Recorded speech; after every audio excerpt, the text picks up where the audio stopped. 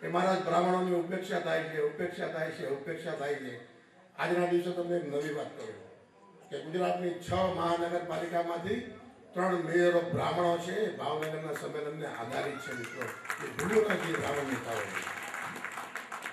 જીતુભાઈ 5 લાખ બ્રાહ્મણોની તાકાત છે ને 3 મેયર આપ્યા બ્રાહ્મણ સમાજને પહેલી વખત. અને રાજકીય ક્ષેત્રના લોકોએ નોંધ લેવી પડી કે આ સમાજ એકત્ર થઈ શકે છે મિત્રો. અને આ 3 મેયર બન્યા ને તો એનાથી મારો વિશ્વાસ પણ વધ્યો છે મિત્રો.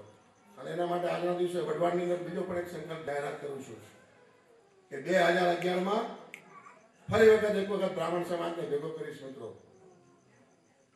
અને એ નાની સંખ્યામાં નહીં હોય, અમદાવાદમાં 10 લાખ બ્રાહ્મણોનું સંમેલન કરીશું.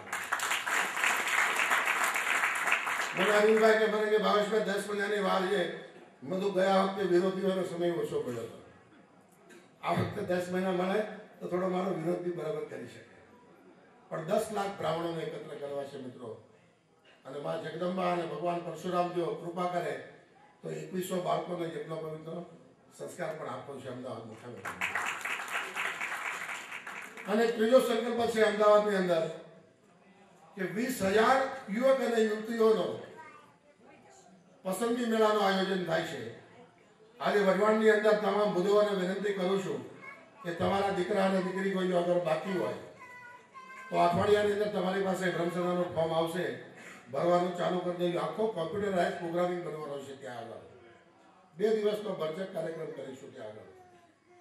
અને એવી અદ્યતન ફેસિલિટી ઊભી કરીશું. ભાવનગરની ભાઈએ વાત કરી ગરમીની, તો એ દિવસે 47 ડિગ્રી ટેમ્પરેચર હતું. આખા રાજ્યની અંદર 47 ડિગ્રી ચેતનગરથી ટેમ્પરેચર હતું.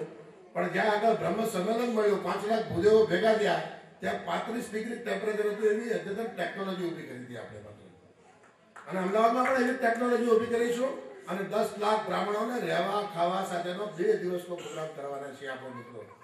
ભાવનગરના કાર્યક્રમમાં વિદેશથી ઓછા બ્રાહ્મણો આવી શકે.